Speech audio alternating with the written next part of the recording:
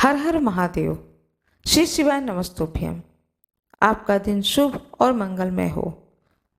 श्रावण मास महात्म्य छठा अध्याय।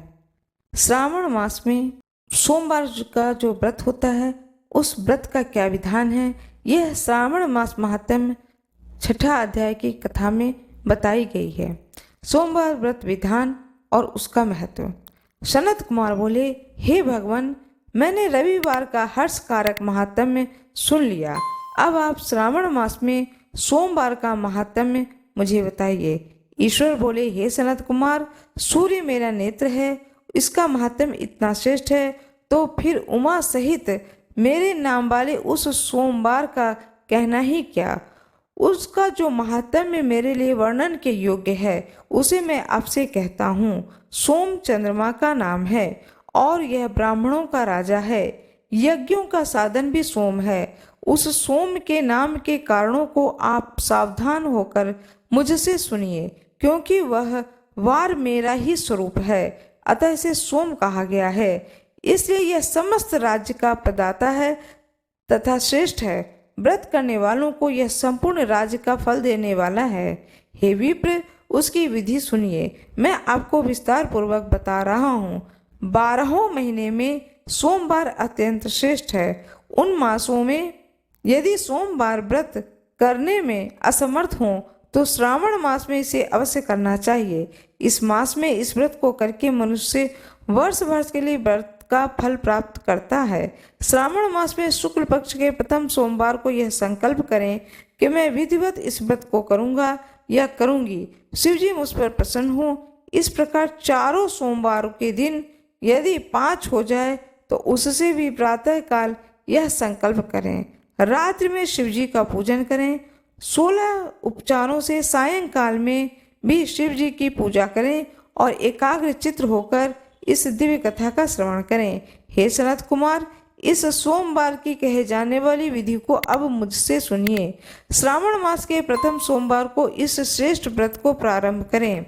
मनुष्य को चाहिए कि अच्छी तरह स्नान करके पवित्र होकर श्वेत वस्त्र धारण कर ले। काम, क्रोध, अहंकार, द्वेष, निंदा आदि का त्याग करके मालती, मल्लिका आदि श्वेत पुष्पों को लाएं।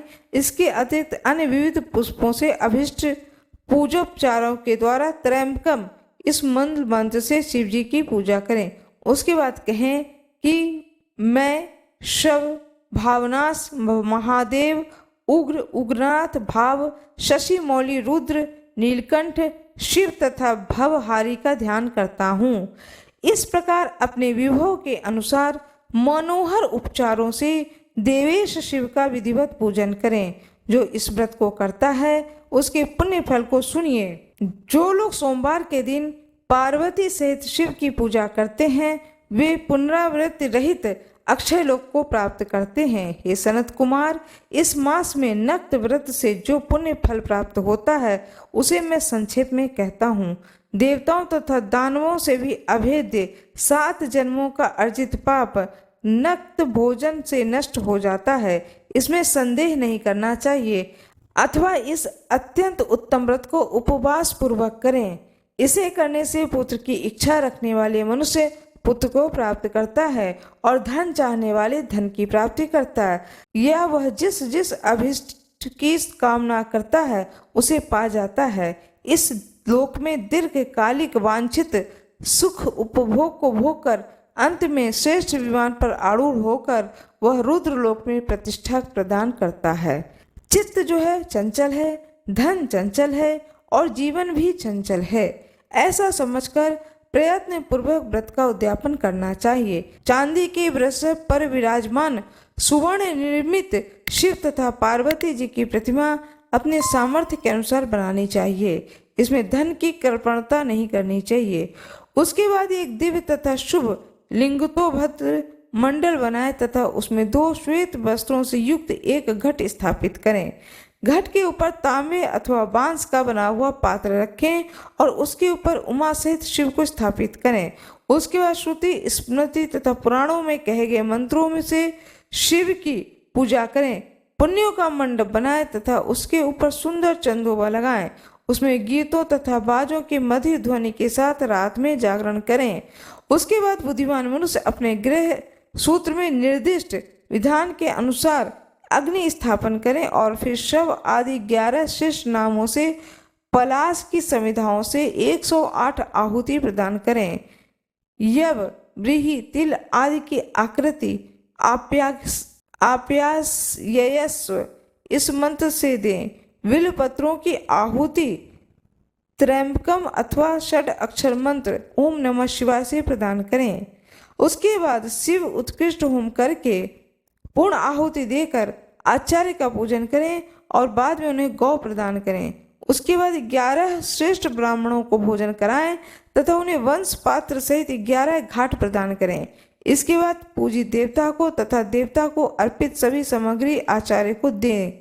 तत्पश्चात प्रार्थना करें कि मेरा व्रत परिपूर्ण हुआ है, शिव जी मुझ पर प्रसन्न हो। उसके बाद बंधुओं के साथ हर्षपूर्वक भोजन करें। इस विधान से जो मनुष्य इस व्रत को करता है वह जिस जिस अभिलक्षित वस्तु की कामना करता है उसे प्राप्त कर लेता है और अंत में शिव लोक को प्राप्त होता है, उस लोक में पूजित होता है। हे सनत कुमार, सर्वप्रथम श्री कृष्ण ने इस मंगलकारी सोमवार व्रत को किया था। श्रेष्ठ आस्तिक तथा धर्मपरायण राजाओं ने भी इस व्रत को किया था। जो इस व्रत का नित्य श्रवण करता है वह भी उस व्रत के करने का फल प्राप्त करता है। इस प्रकार श्री स्कंद पुराण के अंतर्गत ईश्वर सनत कुमार संवाद में श्रावण मास महात्म्य में सोमवार व्रत कथा नामक 6वां अध्याय पूर्ण हुआ। हर हर महादेव। आशा करती हूँ कि मेरा ये वीडियो आप लोगों को अच्छा लगा होगा। कृपया कमेंट बॉक्स में अवश्य बताएं, वीडियो को लाइक कर दें, चैनल को सब्सक्राइब कर दें, बेल आइकन दबाना ना भूलें। धन्यवाद।